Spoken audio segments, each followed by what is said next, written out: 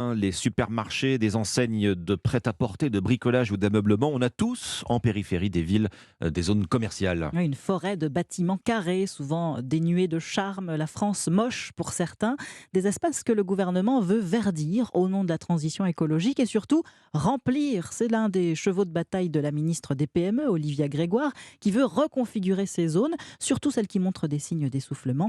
L'objectif, Baptiste Morin, c'est de les densifier pour libérer du foncier.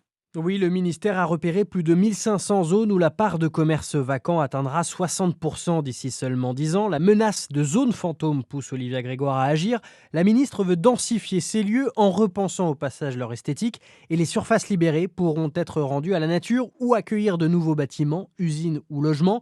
François Leclerc est un des architectes urbanistes consultés par le ministère du Commerce depuis plusieurs mois maintenant. Il y a des endroits où finalement, pour des raisons presque de décroissance démographique et économique, il y a des vacances qui ne se résorberont pas. Et à ce moment-là, on peut se poser la question, vu leur situation, de dire est-ce qu'un retour à la nature ne serait pas une bonne solution.